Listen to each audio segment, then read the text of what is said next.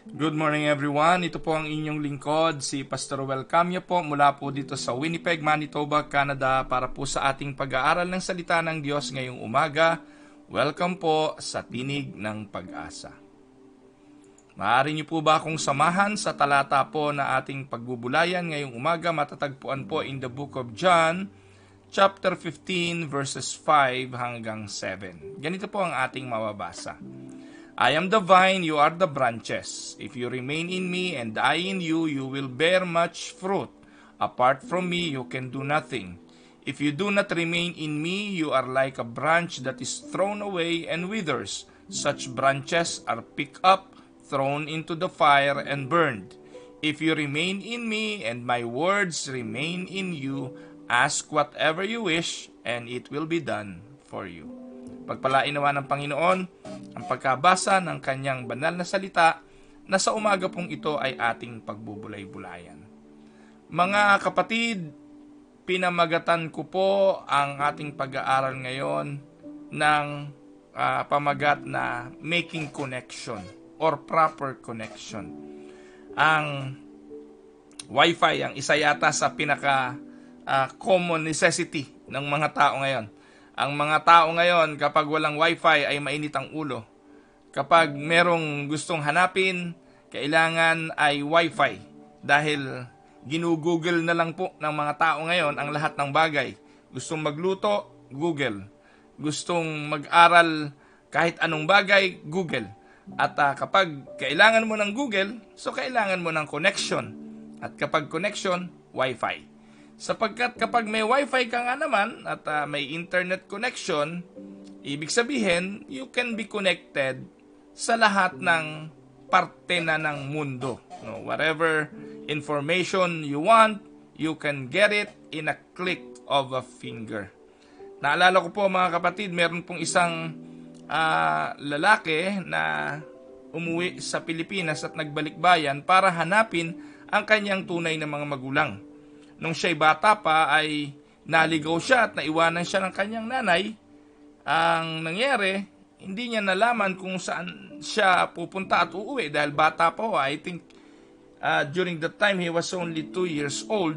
Hindi po siya nakauwi sa bahay niya at it so happened na meron pong nakapulot sa kanya, dinala siya sa bahay ampunan, pero for being in the bahay ampunan for more than 2 years, the bahay ampunan decided na talagang wala nang magke-claim sa kanya, ipinaampun siya sa Australiano, kung hindi ako nagkakamali.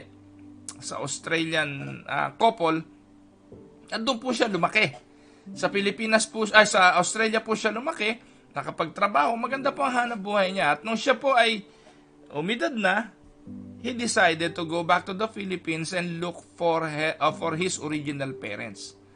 Alam niyo po kung anong ginawa niya para makakonek ulit sa kanyang mga magulang? KMJS, Kapuso Mo Jessica Soho. At dahil po doon, nagkita sila. Meron pong, kung di ako nagkakamali, 2 DNA testing ang nangyari. Yung una ay failed, hindi po yun ang kanyang tunay na magulang. But on the second try, because of the DNA, ay napatunayan na sila ay mag-ina. So, ang naging connection, Kapuso Mo Jessica Soho at DNA testing. DNA testing proves na sila ay magkadugo, 999.9999% na sila ay mag-ina. So, napakahalaga po ng connection, hindi po ba? At yung connection to the proper source. Sa Pilipinas, ang padrino ay very common. Bakit po may padrino? Gusto po natin pumunta sa isang government institution. Tatanungin natin, sino pa pwede nating lapitan doon? Imagine mo, pupunta ka lang sa munisipyo, tutubos ka lang ng birth certificate. Minsan, kailangan mo pa ng connection sa loob. Kasi po, parang nasanay na nga tayo sa Pilipinas na parang antagal kumuha ng mga dokumento, ang haba ng pila, pupunta ka sa bangko, ang haba ng pila, pupunta ka sa groceries, lahat. Kapag may nakita tayong kakilala doon sa loob at mukhang meron tayong pwedeng i-connect, ano pong ginagawa natin? Pare, tulungan mo naman ako. So dahil po doon, yung padrino system, uso po yun. Ginagawa po nating ninong ng anak natin si Mayor kahit hindi tayo kilala. No? Si Mayor nagpapadala ng kanyang mga bodyguard, ng kanyang driver bilang proxy. At hindi nyo ba alam ang ninong ng anak nyo, yung proxy, hindi naman si Mayor, kasi si Mayor hindi naman dumating. At kahit minsan, pagkatapos ng binyagan, hindi naman kayo makakalapit na kay Mayor at hindi man lang nakakumusta ni Mayor yung anak. Pero ginagawa po natin yun, gusto natin yun kasi we want connection. Ano po? With the instant internet access on our phones, pagising pa lang natin ng umaga, uncheck na ng bawat isa sa atin Facebook, YouTube. Aminin man natin o hindi, masakit man katotohanan. Pero sa lahat ng merong hawak na cellphone, titingin agad tayo sa message. Yung iba pagising, woke up like this, picture, selfie. At ipopost ito, no? At maghihintay kung ilang likes, kung ilang views, sino nag-comment, sino nangumusta sa kanya, sino nagsabi, ang ganda-ganda mo ngayon kumare, at kung ano-ano pa. Aminin man natin o hindi, ito na po ang nagpapatakbo sa ating mundo ngayon. No?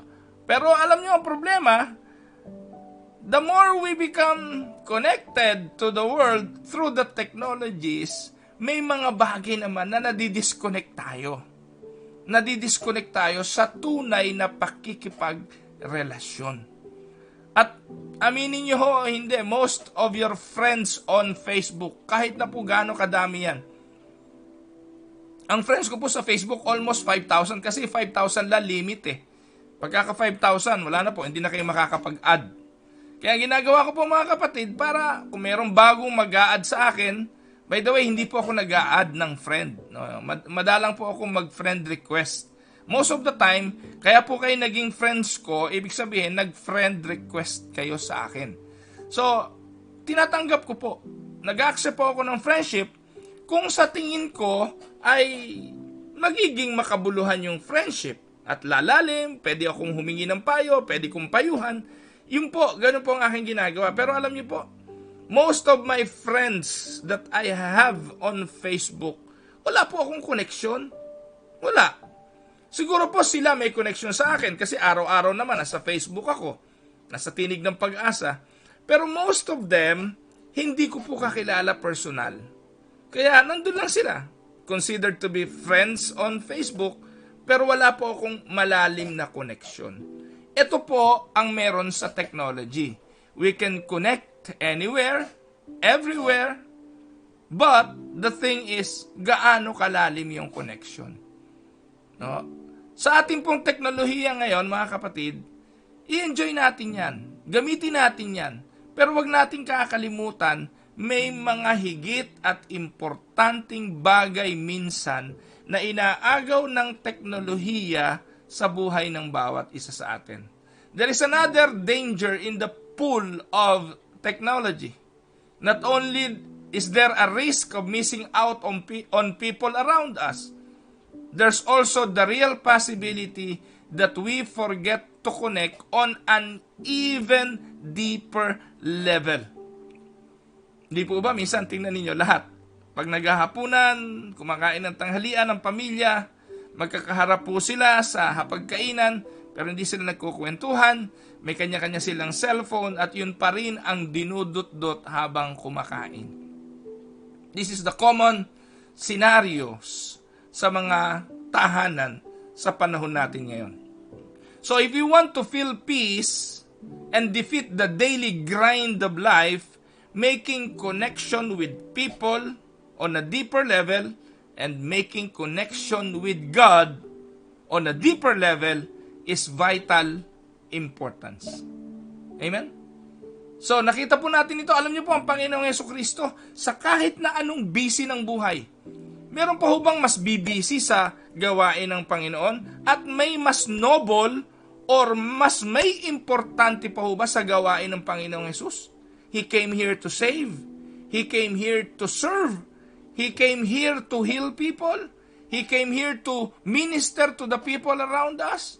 Mayroon pa ba hong mas makabuluhan kesa doon? Pero sa kabila ng business of doing those ministries, we saw Jesus in several occasions removes himself from everyone. He removes himself from the busyness of life. At anong intention? He removed himself to pray. Sometimes his own followers have to look for him in the mountains. Sapagkat nandun siya sa bundok para manalangin sa Ama.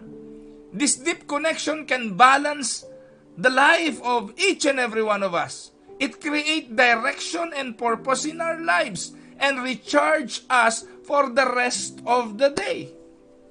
Di po ba napapansin, kaya maghapon pagod na pagod kayo, wala naman kayong ginawa. Alam niyo po, nakakapagod mag-scroll ng mag-scroll, mag-isip ng mag-isip sa mga post sa Facebook, tingnan ang mga emotional, feelings. So yung feelings ng mga taong nagsusulat sa kanilang mga timeline, naapektuhan ka. Manood ka lang ng mga balita Pagkatapos manood, parang pagod ka. Stress ka. Nadadala ka emotionally. O yung iba, Korean novela. No? Yung mga mahilig sa drama. Pagkatapos mong manood, mabigat din ang kalooban mo, lalo kung namatay yung bida. So, anyways, ang problema po rito mga kapatid, si Jesus mismo, with the busyness of life, in so many things to do, he backed off for a while.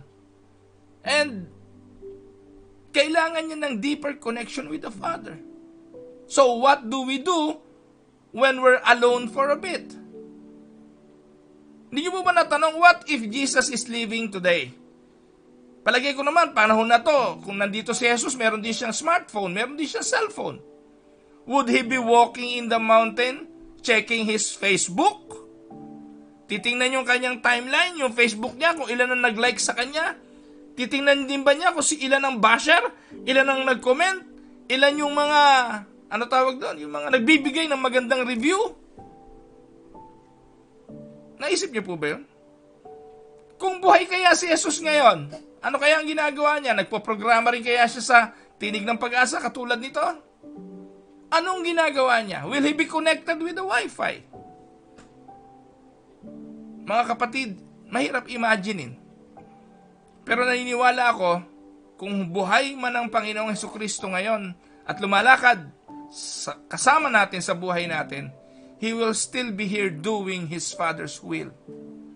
And He will always find time to connect with His Father and to connect with people in a much deeper level. Alam niyo po, kinatatakot ko pagkatapos ng pandemic na COVID. Marami ng mga tao o Kristiyano ang hindi nababalik sa loob ng church, sa loob ng church building, hindi na-attend ang mga Sunday worship services kasi nasanay na sumisimba sa kanilang couch. Nasanay na sumisimba sa television. Nasanay na sumisimba na nakapajama, na nagkakape o nag-aalmusal habang nakikinig ng sermon ni pastor. How easy for them to search for a pastor whom they can listen to on television. Sa YouTube, every Sunday, may mga nagla-live broadcast na simbahan. And I do believe, baka pagdating sa council meeting, unang council meeting pa lang ng simbahan, isasuggest na nila kay Pastor, simula ho sa Sunday, gawin na rin po natin ang ating worship services ay live para sa kapakanan ng mga hindi makaalis ng bahay. Or, in reality, para doon sa mga tamad ng umalis dahil nasanay na sila na sa mga bahay nila sila sumisimba. Oh, we have technology. Let us capitalize on using the technology. But then again, mga kapatid, may mas malalim na bagay na pakikipagrelasyon at koneksyon na dapat tayong ginagawa kesa sa mababaw na iniaalok ng teknolohiyang katulad na meron tayo ngayon. Ako po personally, naiinip na rin po ako sa pagtapos ng COVID na ito because I miss my sisters. I miss my brothers. I miss the fellowship of the church. Namimiss ko ang mga small group. Namimiss ko ang kwentuhan ng personal. Namimiss ko yung kumustahan, yung pagbati na nakikita mo ang harapan. Namimiss nyo siguro yung pagbabalot ng leftovers na pagkain, pagsisiplak o pagpa-plastic labo ng mga tira-tirang iuwi. No? Ngayon po dati, hindi natin siguro napapansin nyo pero nakakamiss din, di po ba? Pagkatapos ng mga gawain, may kwentuhan, may kumustahan. Namimiss ko po yun. Namimiss ko na po ang marami sa inyo. Pero, ang tanong, babalik pa ba tayo sa dating normal? No? So that is how deep the connection that I have in some of you. Kaya po namimiss ko kayo.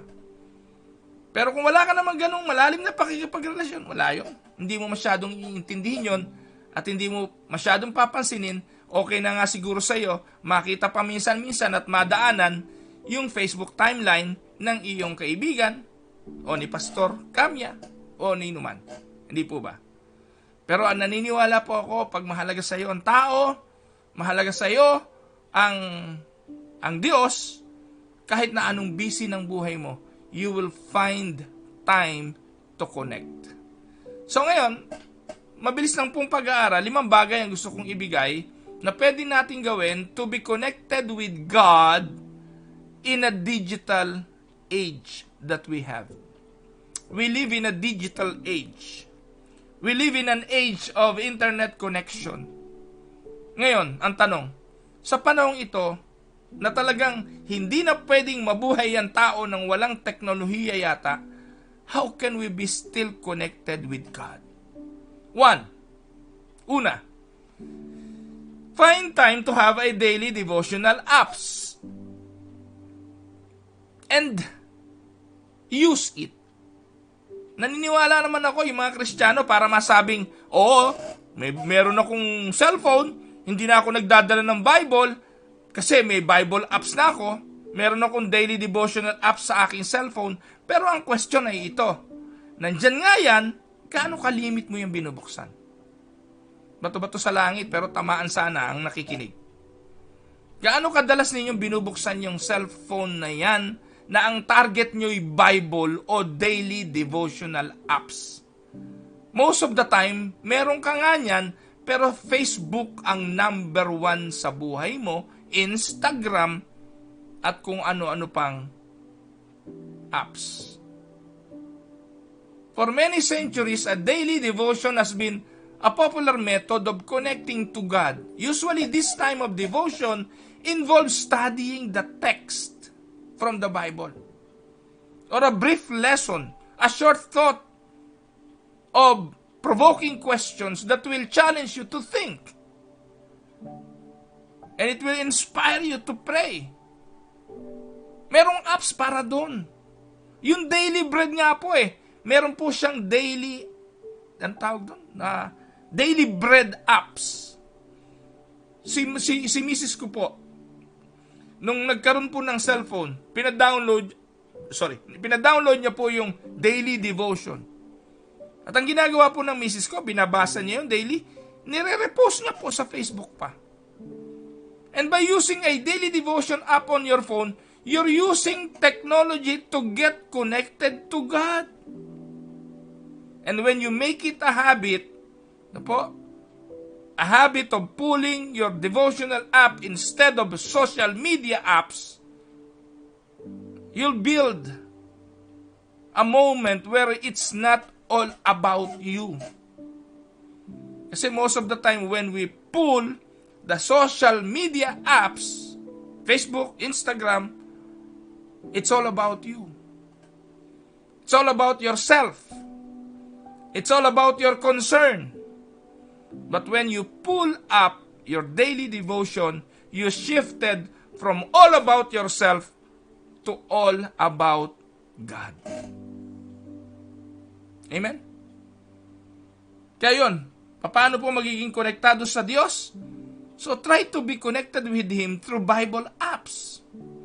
Pag may phone ka, lagyan mo ng Bible app.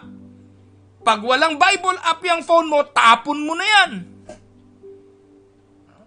Kasi i-connect ka lang niya sa tao, i-connect ka lang niya sa mundo, iiwasan ka niyang i-connect sa Diyos kasi walang means para ma-connect ka sa Diyos.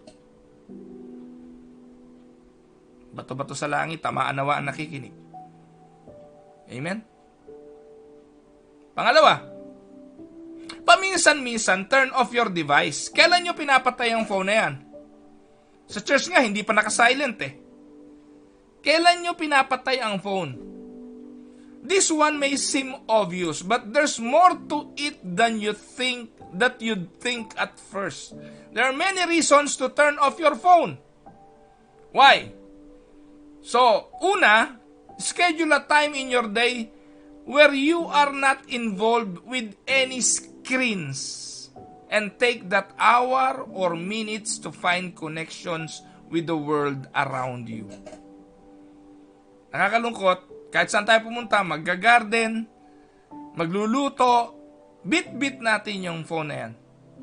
Magwa-washroom, pupunta lang sa washroom, dala pa yung cellphone.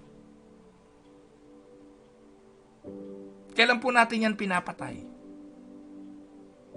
Aside from finding a deeper connection, there are lots of other benefits of turning off devices. Time away from your phone or other devices also boost productivity. Subukan mong patayin yung phone mo, marami kang magagawa. It can reduce stress, the levels of stress, and will help you sleep a whole lot better.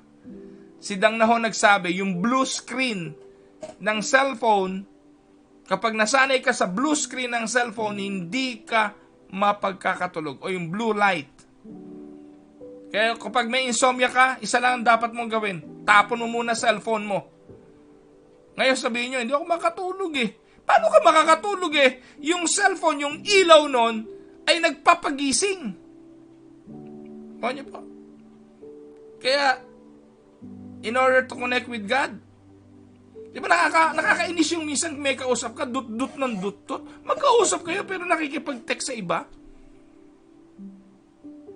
Ano po ang pakiramdam nyo pag ganun? Eh sa Diyos kaya. Nagpe-pray ka, tumunog, dilat ka. Uy, Lord, teka muna. May tumawag. Nakuha nyo? Ang sabi po ng talata, ang sabi po ng talata pag pinag-aaralan natin, I am the vine, you are the branches. If you remain in me and I in you, you will bear much fruit. Ngayon, nagtataka ba kayo kung bakit maraming mga buhay Kristiyano walang bunga? Hindi ba kayo nagtataka kung bakit maraming mga Kristiyano, ang tagal ng Kristiyano, pag pinagbuklat mo ng Bible, hindi niya matiyak kung nasa Old o nasa New Testament yon.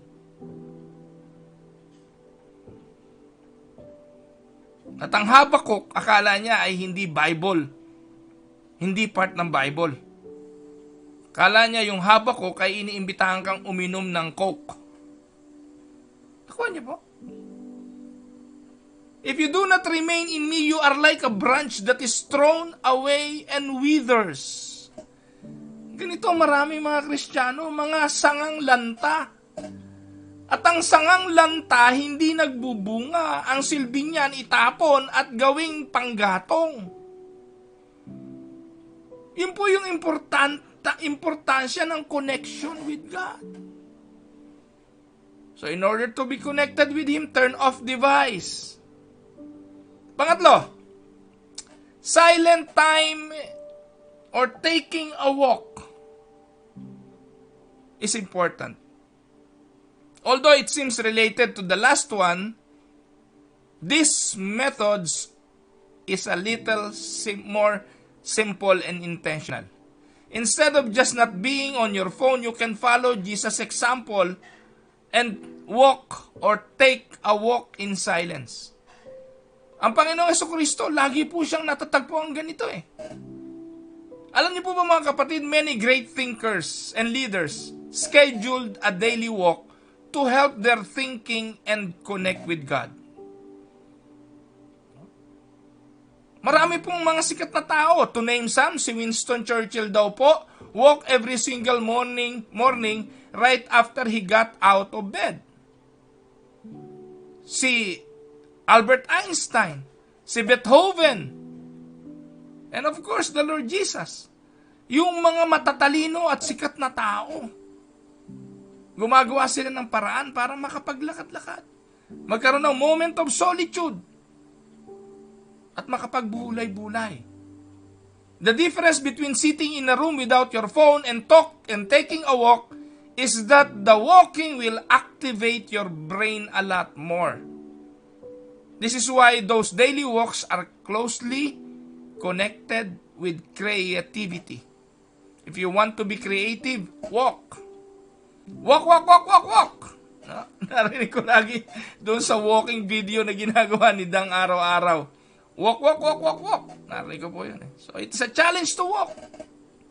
So, yung gumagamit po ng walking apps na yun sa YouTube, palagay ko naiintindihan yung sinasabi ko. Puntahan nyo lang po yung YouTube. Hanapin nyo po yung walking Zumba. Dadalhin po kayo ron. Doon lang po yun sa living room. Walk ng walk. Pwede po yun. Because those silent moment of walking can revive your health. There's benefit on it. Amen? Pangapat, alam niyo po mga kapatid, we are people who like to be loved. Our needs for connecting often just mask our need for attention. We all want to be connected because we all want to be noticed. We all want to be known. We always want to be loved. And that is the reason why all of us has Facebook. We want to be connected with friends, old friends. We all want to be noticed by somebody. Kaya tayo nagte-take ng picture, ipinopost natin yon, gusto nating mapansin man lang yung post na yon, mabigyan ng thumbs up, at pag meron pong nag-comment ng negative, masama loob natin. Kasi ang gusto po natin, approval, kaya po natin yon ipinost. It's so hard to imagine anyone being immune to the happy feeling a like or an approval can bring. But it's often good to remember there's a real danger in relying on the attention of others. For some people, it's never enough. If you are looking for the happy feeling that comes from the attention of others, you will get disappointed at one point. Di niyo po ba napapansin na yung ngayon yung TikTok, sorry ho, yung mga nagti-TikTok, alam ko passion yan eh. Talagang hilig yan eh. Pero yung to the point na ilabas nyo na yung inyong kaluluwa para sa TikTok. Yung mga babae na, naku po, litaw na yung kanyang dalawang bundok. Nakasuot ng panty at bra para lang sa TikTok for the purpose of what? Ano pong purpose nun? Di ba para magpapansin? Sorry po, pero minsan po gusto, libang, nakakatuwa ako, tuwan-tuwa po ako eh. Alam niyo po yung anak ni Pastor Ruben Del Rosario na pag TikTok yung kanyang lola, aliw na aliw po ako doon. At least naging moment ng bonding ng maglola yon. Masaya, gusto naman ng lola. Wala pong masama doon. Pero minsan naman, yung mga babae, kagaganda pa naman. No? Wala, hindi maiwasan. Nag-Facebook ka, madadaanan mo sa Facebook yung ano eh. Yung mga TikTok ng iba eh. Nakapost sa social media. Naglilitawan talaga lahat. Minsan eh, wala nang tago eh. So we do that for selfies. People's approval. Pwede ba, in order to connect with God, bawasan natin ang selfie and let us be godly. Selfie is focusing on ourselves. Taking time for ourselves. Taking picture of ourselves. Let us now divert by being godly. Focusing on God. Focusing on the things of God. And let us be heavenly likes. Let us gather heavenly likes. Heavenly approval. Heavenly thumbs up. God knows. God notices. And God loves you. He's the only one who truly loves you for who you are. Hindi mo kailangan magbawas ng kilay para ibigin ng Diyos. Hindi mo kailangan magpalaki ng boobs para ibigin ng Diyos. Hindi mo kailangan naka-makeup para magustuhan ng iba. Kilala tayo ng Diyos. The Creator of the universe cares for you and wants to spend your day with you. Amen? Knowing this and taking time out of your day to realize and feel this will make you happy beyond all the Facebook likes in the world. And let us look seeing beyond the selfie. That's the last. Finally, just as God loves you beyond measure, He loves every single person that comes up in your Facebook feed. So, whatever social media platform you find yourself on, I want you to notice the lives of those people. Take a moment to view them from a godly perspective. Total, nandiyan ka na rin lang. Ang dami mong friends sa Facebook. You can also use that Facebook friends to be your ministry. Look for opportunity to serve. See beyond the selfie and look for opportunity for ministry. How? By praying for the people who need your prayer. And talk to God about the people you see coming by. Invite God in your browsing and you'll build a connection that goes beyond the fastest internet. Pag may nakita ka po ron na mga nakaitim yung kanyang profile, ibig sabihin yon may namatayan. Kumustahin. Ipanalangin. Sometimes you don't need to let the person know that you are praying for them. Sometimes, the most important person na pwede nating kausapin para sa pangangailangan ng iba ay walang iba kundi ang Diyos. Tell God your prayers.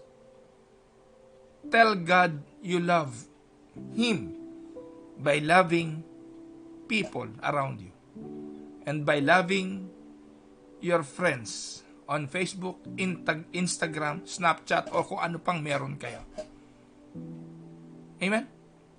Sana po mga kapatid, napaalalahanan tayo ng mga bagay na ito ngayong umaga.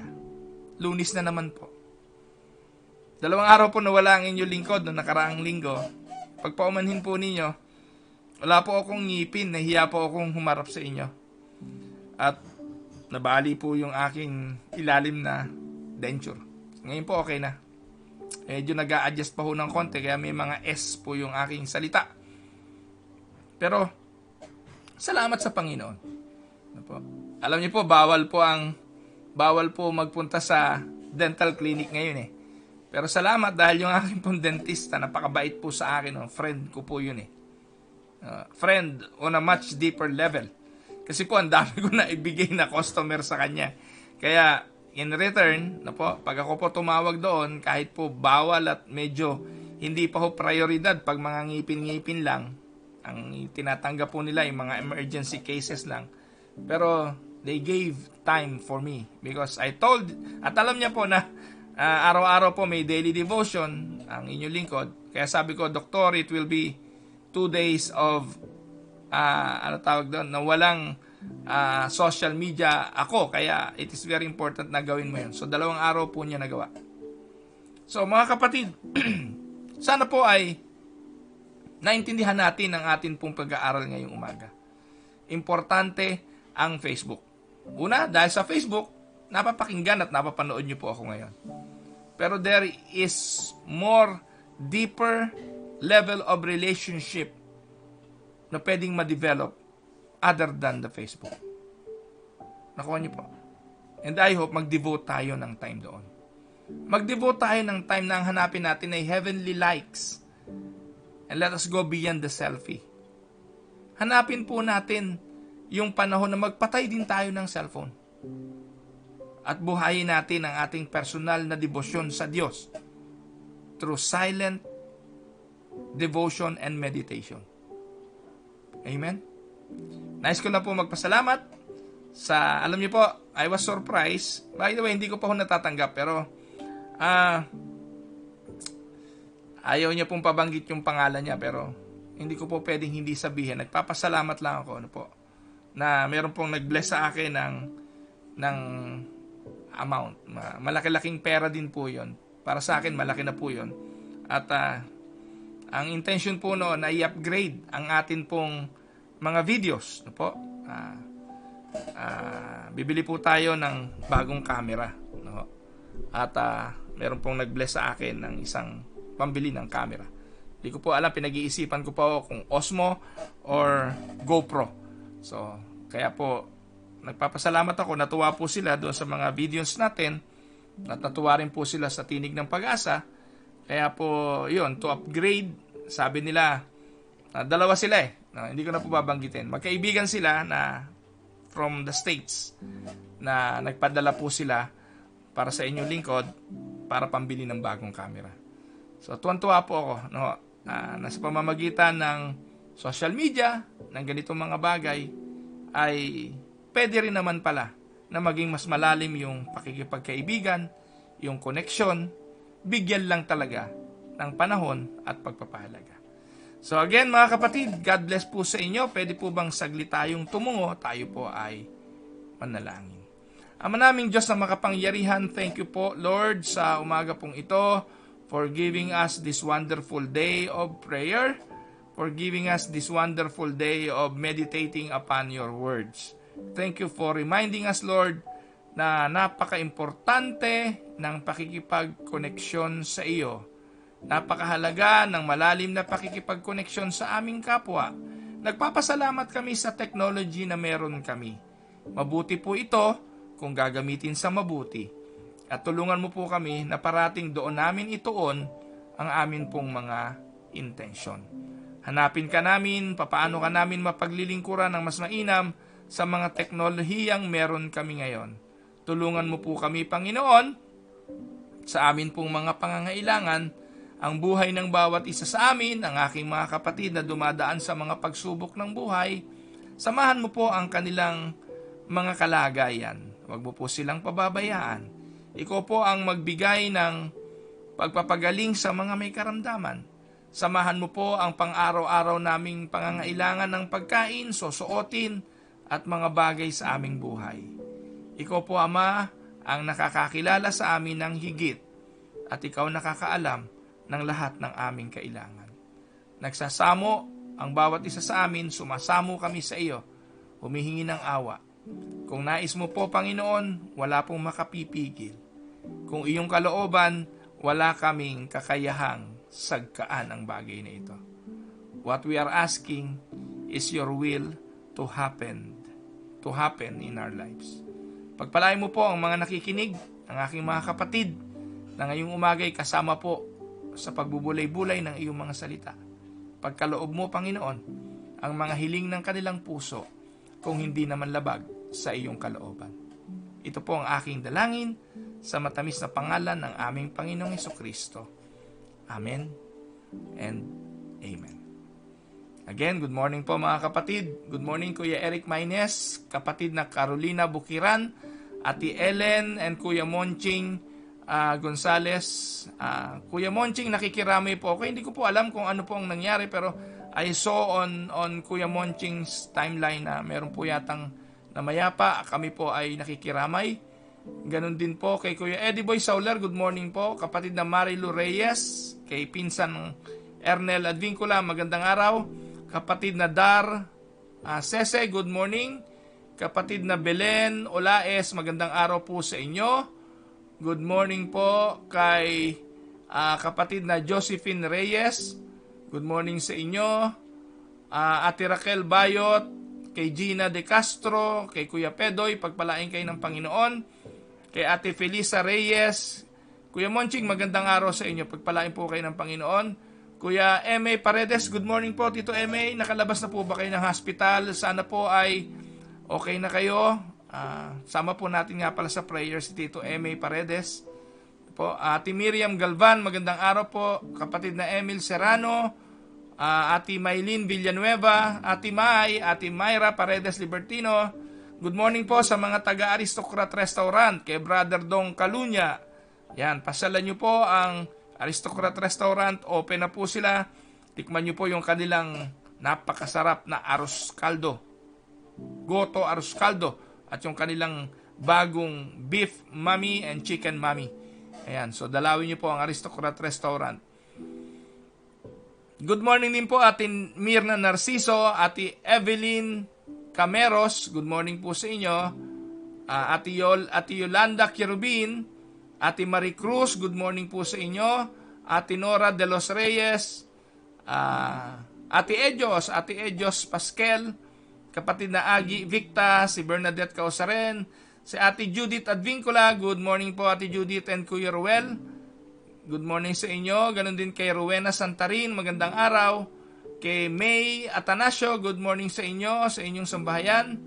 Kay Ate Nelia Ramos, kay Joy Viado, magandang araw. Kay Kuya Eric Maynez, kay Ate Claire Magat Canuto, good morning Ate Claire. Miss ko na po kayong mga taga Calgary. Pagpalain po kayo ng Panginoon. Ate Ninita De Castro, magandang araw po sa inyo. Kay Josephine Reyes, parang nabasa ko na iba. Kay Bel Cuenca, magandang araw sa iyo Bel. Ayan, kay kapatid na Evelyn Templo Nuevo, magandang araw sa iyo. Kay Kuya Bayani Magkawas at kay Ate Del, maganda po si Kuya Ban. Si Kuya Bayani, meron na po siyang sarili niyang Facebook. Ayan, Kuya Ban, congratulations, ang dami mong nahuli kahapon. Ganon din po kay kapatid na Cherry Nagnikap, magandang araw. Kay Elizabeth, good morning po sa inyo. Si Ma'am Beth ito siguro, Ma'am Beth. Ayan. Ganon din po kay kapatid na Betty Saria, kay Ate Mirna Sinfuente, at kay Nanay Hilda Mendoza ng Fox Creek. Alam niyo po, marami pa ho na alam kong nanonood kasi ang atin pong viewers umabot po ng 65. Ngayon po, 55 pa yung nanonood pero hindi ko po nakikita kung sino-sino yan.